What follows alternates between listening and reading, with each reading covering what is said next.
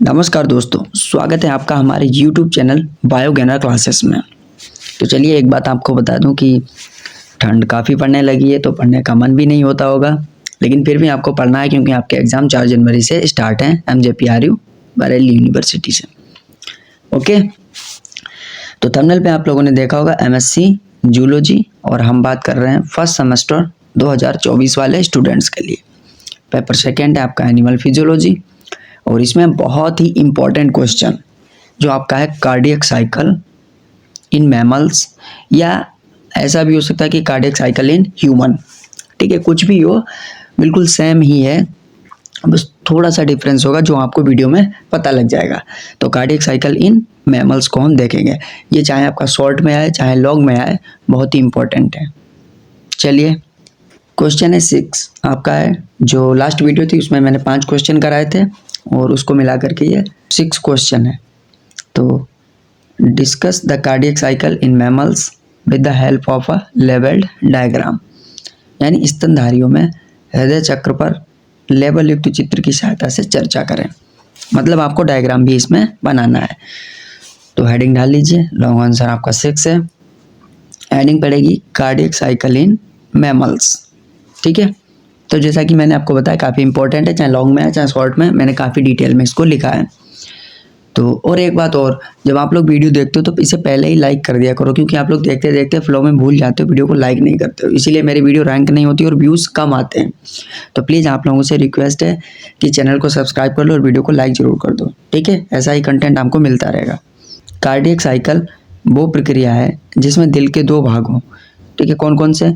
Right और left auricles और ventricles में रक्त यानी ब्लड का संचार और संचलन होता है, मतलब सर्कुलेट होता है या सर्कुलेशन होता है। यह प्रक्रिया ब्लड को शरीर के विभिन्न हिस्सों तक भेजने के लिए जरूरी है। ओके, देखिए नाम से स्पष्ट होता है कार्डियक साइकिल।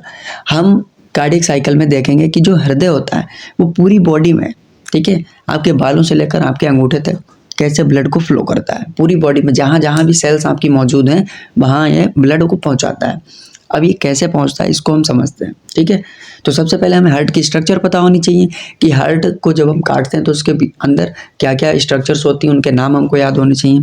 तो फिर जो आपको इसमें लिखा हुआ मिलेगा वो सब आसान लगेगा। ओके, तो क्या बोला मैंने कि यह प्रक्रिया ब्लड को शरीर के विभिन्न हिस्सों तक भेजने के लिए जरूरी है।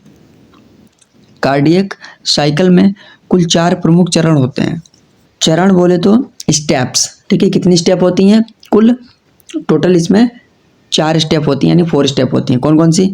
Diastole, atrial systole, ventricular systole और रिलैक्सेशन फेज।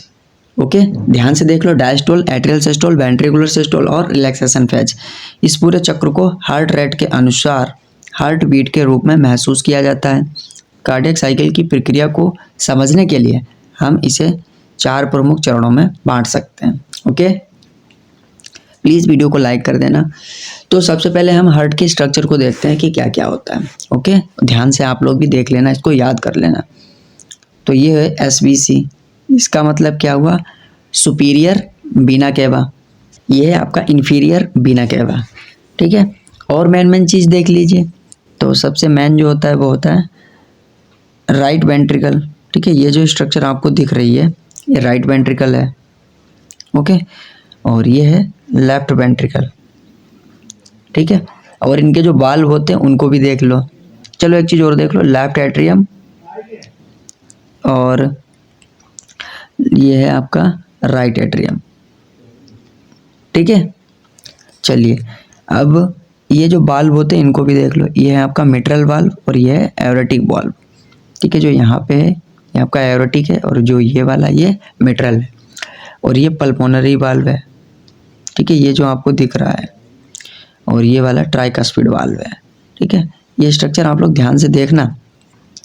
ये आपका एओर्टा है। ठीक है, ये पल्मोनरी आर्टरी है। ठीक है, लेफ्ट वाली ये पल्मोनरी वेंस है, ये पल्मोनरी वेंस है राइट वाली, और पल्मोनरी आर्टरी है राइट वाली। तो आप देख सकते हो पूरा सिंपल सा डायग्राम था जो आपने पूरी अच्छे तरीके से समझे। मैं इसकी इंक हटा देता हूँ और आप लोग इसका स्क्रीनशॉट ले लीजिए अच्छे से। ठीक है, चलिए एक डायग्राम और है, ये थोड़ा सिंपल है, आप लोग अगर ये चाहो तो ये वाला भी बना सकते हो। इसमें आपको बाल्ब की स्ट्रक्चर साफ दिख रही है और जो भी आपका राइट ऑरिकल और राइट वेंट्रिकल है उसको भी मेंशन किया गया है। ओके, जो भी आपको सही लगे आप उसको बना सकते हो। चलिए अब हम बात करते हैं डायस्टोल फेज की। ठीक है, जो पहली आपकी फेज है डायस्टोल फेज या रिलैक्सेशन फेज, इसमें दोनों एट्रिया यानी ऑरिकल्स और दोनों वेंट्रिकल्स रिलैक्स होते हैं। इसका कहने का मतलब है कि जो आपके राइट ऑरिकल्स और जो लेफ्ट वेंट्रिकल्स, ठीक है, दोनों right auricle right ventricle, left auricle left ventricle, ठीक है, दोनों आपके रिलैक्स होते हैं। इस दौरान ब्लड वेन से एट्रिया में और फिर एट्रिया से वेंट्रिकल्स में भरता है। पॉइंट वाइज लिखिए, ट्राइकस्पिड वाल्व और बाइकस्पिड वाल्व खुलते हैं ताकि ब्लड एट्रिया से वेंट्रिकल्स तक जाए। एरोटिक वाल्व और पल्मोनरी वाल्व ये बंद रहते हैं क्योंकि वेंट्रिकल्स अभी ब्लड बाहर नहीं भेज रहे होते हैं। नेक्स्ट है, इस फेज में वेंट्रिकल्स पूरी तरह से रक्त से भर जाते हैं और ब्लड का प्रेशर वेंट्रिकल्स में बढ़ जाता है, लेकिन वेंट्रिकल्स अभी खाली नहीं होते हैं। ओके, एक ज़रूरी इन्फॉर्मेशन है जो आप लोगों के लिए बहुत इंपॉर्टेंट हो सकती है। आप लोगों के एग्ज़ाम 4 जनवरी से स्टार्ट है। अगर आप लोगों को इसी तरह से आसान भाषा में और शुद्ध और साफ डायग्राम के साथ में अगर पीडीएफ चाहिए तो मैंने चारों पेपर्स की पीडीएफ, पेपर फर्स्ट आपका non card data, second animal physiology, third है बायोकेमिस्ट्री एंड सेल बायोलॉजी और फोर्थ है आपका बायोडाइवर्सिटी, तो सभी पेपर्स की पीडीएफ मैंने कंप्लीट सिलेबस के अकॉर्डिंग इंपॉर्टेंट क्वेश्चंस के बेस पर बना के रखी है जो आपके एग्जाम के पॉइंट ऑफ व्यू से काफ़ी इंपॉर्टेंट हो सकती है। तो अगर आप लोगों को इस तरह की ये जो पीडीएफ परचेज कर लेनी है तो ये जो आपको नंबर दिख रहा है, और हाँ एक जो ये जो पेपर है आपका फर्स्ट है नॉन कार्ड डेटा, इसमें भी मैंने वही लैंग्वेज रखी है, हिंदी इंग्लिश मिक्स। और काफ़ी बच्चे कमेंट करते हैं कि क्या सर एमएससी के पेपर में हिंदी लिख सकते हैं, तो देखिए टोटल हिंदी लिखोगे तो ठीक नहीं है। आप हिंदी के साथ साथ में अगर आप इंग्लिश का ज़्यादा यूज़ करते हो, जैसे मान लीजिए अगर हेडिंग है तो हेडिंग को टोटल इंग्लिश में ही रखो तो ज़्यादा बेटर होगा। ओके, और आप सेंटेंसेस को कनेक्ट करने के लिए हिंदी भाषा का यूज़ कर सकते हो, और जितने ज़्यादा इंग्लिश वर्ड यूज़ करोगे वो आपके लिए बेटर है। और डायग्राम भी बनाना है जहाँ पर आपसे पूछा जाए। नेक्स्ट, आप लोग जो बच्चे सीबीएसई बोर्ड वाले हैं जिनको टोटल इंग्लिश में नोट्स चाहिए, तो मैंने एक एनिमल फिजियोलॉजी जो आपकी सेकेंड पेपर है उसमें कुछ इंपॉर्टेंट क्वेश्चन थे, जो मोस्ट इंपॉर्टेंट क्वेश्चन है उसमें 10 ही क्वेश्चन है और उनको मैंने डिटेल्ड में, जैसे डाइजेशन हो गया, प्रोटीन और कार्बोहाइड्रेट का ये भी डिटेल में मिलेगा, केमिकल रिएक्शंस भी होंगे और उनके डायग्राम्स भी होंगे, कार्डियक साइकिल हो गए, रेस्पिरेशन हो गया, होम्योस्टेसिस हो गई, ठीक है, और एंडोक्राइन ग्लैंड्स। तो इस तरह से जितने भी इंपॉर्टेंट क्वेश्चंस हैं वो सीबीएसई बोर्ड यानी जो टोटल इंग्लिश में एमएससी को लिखना चाहते हैं तो उनके हिसाब से मैंने तैयार किया। अगर इन्हें भी परचेज करनी है तो स्क्रीन पर ये हमारा नंबर आ रहा है 6398725587, इस पर मुझे मैसेज करें और वहीं पर आपको प्राइस पता लग जाएगा। ओके, तो चलिए अपने टॉपिक पर वापस आते हैं। और एक बात और जो आप लोगों से कहना चाहता हूं, अगर आप लोग बायोगैनर क्लासेस को सपोर्ट करना चाहते हो, जो भी यूट्यूब से ही ओनली पढ़ते हैं, अगर वो लोग वीडियोस को रेगुलर देखना चाहते हैं तो इस दिए हुए क्यूआर कोड पर आप लोग कुछ भी अमाउंट पे कर सकते हो, जो जितना आप कैपेबल हो। ओके, और आपके इस स्टेप से मुझे मोटिवेशन मिलता है जिससे मैं नेक्स्ट वीडियो बनाने के लिए रेडी रहता हूँ। ओके, चलिए तो अब हम सेकेंड फेज में एंटर कर चुके हैं, यह है एट्रियल सिस्टोल। यह वह फेज है जब एट्रिया में संकुचन यानी कॉन्ट्रैक्शन होता है। इस समय एट्रिया की जो वॉल्स होती हैं, जो दीवारें होती हैं, वो सिकुड़ती हैं और वे वेंट्रिकल्स को और भी ज़्यादा ब्लड भेजती हैं। इस समय में एट्रिया में रक्त का दबाव यानी प्रेशर ज़्यादा होता है। ओके, पॉइंट वाइज लिखिए कि ट्राइकस्पिड और बाइकस्पिड वाल्व्स खुलते रहते हैं ताकि ब्लड एट्रिया से वेंट्रिकल्स में पूरी तरह से जा सके। सेकेंड है एरोटिक और पल्मोनरी वाल्व्स बंद रहते हैं। थर्ड ये फेज बहुत छोटा होता है लेकिन यह वेंट्रिकल्स को पूरी तरह से भर देता है जिससे अगले फेज में इनसे ब्लड बाहर भेजा जा सके। थर्ड है वेंट्रिकुलर सिस्टोल। यह फेज सबसे महत्वपूर्ण है क्योंकि इस दौरान वेंट्रिकल्स का कॉन्ट्रैक्शन होता है और ब्लड को एओर्टा और पल्मोनरी आर्टरी में भेजा जाता है। वेंट्रिकल्स में रक्त का प्रेशर यानी दबाव बहुत ज़्यादा बढ़ जाता है जिससे एरोटिक वाल्व और पल्मोनरी वाल्व खुल जाते हैं। ब्लड को एओर्टा और पल्मोनरी आर्टरी में भेजा जाता है जहां से वह पूरे शरीर और फेफड़ों तक यानी लंग्स तक जाता है।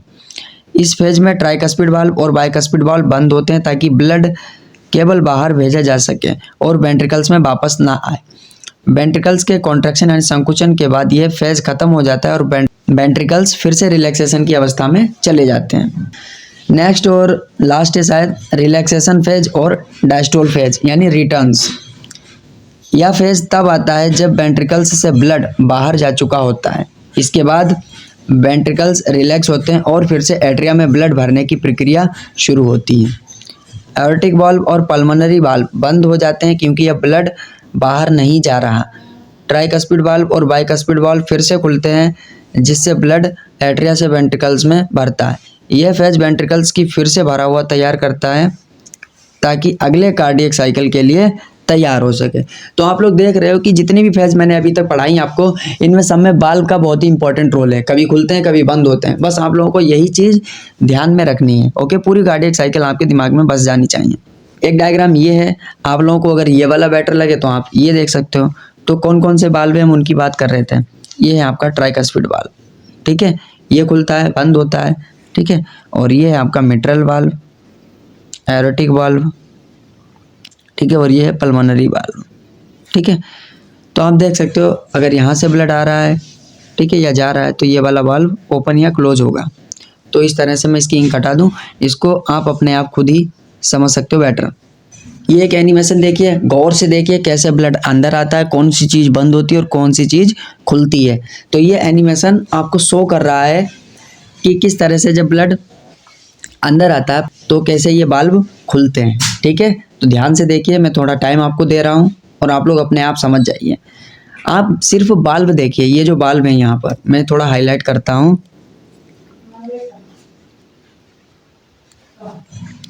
ये जो आप स्ट्रक्चर देख रहे हो इनको जरा ध्यान से देखिए, ये आपके वाल्व हैं, ठीक है। यहाँ पे भी ये देखिए कैसे ओपन और क्लोज हो रहे हैं, ठीक है। और एरो देखिए, ये जो ब्लड का एरो जा रहा है ये किस तरह से ऊपर नीचे से वापस जाता है या अंदर आता है, ठीक है। ये देखिए आप कैसे खुल रहे हैं और बंद हो रहे हैं। चलिए ध्यान से देख लीजिए, बहुत ही इंपॉर्टेंट एनिमेशन शो कर रहा है सब कुछ। चलिए, तो आपका जो डायग्राम था उसमें पहले क्या शो हुआ, एट्रियल डायस्टोल यानी ब्लड फिलिंग इन एट्रिया। दूसरा है atrial systole, atria contract to fill ventricles. तीसरा है ventricular systole, blood moves from ventricles to arteries. Fourth है आपका ventricular diastole, relaxation phase where ventricles fill with blood. ये आपका short में की पॉइंट है कि आपकी पूरी साइकिल में क्या क्या हुआ है, इनको भी आप लोग दिमाग में रख सकते हो। अब बात कर लेते हैं टाइम ड्यूरेशन और फेज, पूरी कार्डियक साइकिल में कितना समय लगता है। तो पूरे कार्डियक साइकिल का ड्यूरेशन लगभग 0.8 सेकेंड्स होता है। अब आप देख सकते हो कि 1 सेकेंड से भी कम, 0.8 सेकेंड, तो इतनी जल्दी ये पूरी प्रोसेस हो जाती है। जितना अभी हमने पढ़ा कि ये बल्ब बंद होता है, ये खुलता है, वहाँ से ब्लड आता है, उसमें भरता है, तो आप देख सकते हो कि कितना कम समय लग रहा है, इतनी फास्ट मैकेनिज्म है। जो आपका एट्रियल सिस्टोल है 0.1 सेकेंड का होता है, वेंट्रिकुलर सिस्टोल आपका 0.3 सेकेंड का होता है और कंप्लीट डायस्टोल यानी रिलैक्सेशन फेज ये आपकी 0.4 सेकेंड की होती है। तो टोटल आपका 3 और 1 4 और 4 8, 0.8 सेकेंड हो गए। देखिए टाइम ज़्यादा हो गया, आज मैंने रात में वीडियो नहीं रिकॉर्ड कर पाई, तो बैकग्राउंड नॉइस आ सकती है, तो आप लोग इसको थोड़ा बियर कर सकते हो, ठीक है। और नोट्स आप लोग बनाना, ठीक है, कॉपी पेन ले लेना और अपना नोट्स बना लेना। चलिए नेक्स्ट हेडिंग है कार्डियक साइकिल के फिजियोलॉजी में इंपॉर्टेंट फैक्टर्स। तो पहली है हार्ट रेट। कार्डियक साइकिल की गति को हार्ट रेट कहते हैं। सामान्यतः 60 से 100 बीट्स पर मिनट यह साइकिल चलता है। जब शरीर को ज़्यादा ऑक्सीजन की आवश्यकता होती है जैसे एक्सरसाइज के दौरान, तो हार्ट रेट बढ़ जाता है और कार्डियक साइकिल तेज हो जाता है। सेकेंड है प्रेशर चेंजेस। एट्रिया और वेंट्रिकल्स के बीच दबाव में बदलाव, ठीक है, वाल्व्स की क्रियावली को प्रभावित करता है। जब वेंट्रिकल्स में दबाव बढ़ता है तब वाल्व्स खुलते हैं और जब वेंट्रिकल्स में दबाव कम होता है तो वाल्व बंद हो जाते हैं। तीसरा है heart sound. First heart sound यानी S1 जब AB वाल्व्स बाइकस्पिड और ट्राइकस्पिड वाल्व बंद होते हैं। सेकेंड हार्ट साउंड S2 जब सेमिल्यूनर वाल्व्स यानी एरोटिक और पल्मोनरी वाल्व बंद होते हैं। तो ये जो साउंड आता है ये कहाँ से आता है, अब आप लोग समझ सकते हो, वाल्व ओपन और क्लोज होते हैं, ठीक है, जो लब और डब का साउंड आता है। चलिए कॉन्क्लूजन। तो कार्डियक साइकिल शरीर के रक्त परिसंचरण के लिए बेहद महत्वपूर्ण है। ये दिल के यानी हार्ट के एट्रिया और वेंट्रिकल्स के बीच सिंक्रोनाइज्ड कॉन्ट्रैक्शन और रिलैक्सेशन का कार्य है, जिससे पूरे शरीर में रक्त का एफिशिएंट वितरण होता है। हर एक फेज का सही तरह से होना आवश्यक है ताकि ऑक्सीजन और न्यूट्रिएंट्स पूरे शरीर में ठीक से पहुंचे और बेस्ट प्रोडक्ट्स को शरीर से बाहर किया जा सके। कार्डियक साइकिल के सही तरीके से कार्य करने से शरीर की पूरी कार्य प्रणाली सही रहती है और इसके सभी चरणों का सही रूप से समझना चिकित्सा और जीव विज्ञान में महत्वपूर्ण है। तो आप देख सकते हो कि कार्डियक साइकिल का कितना इम्पोर्टेंस है पूरी बॉडी के लिए।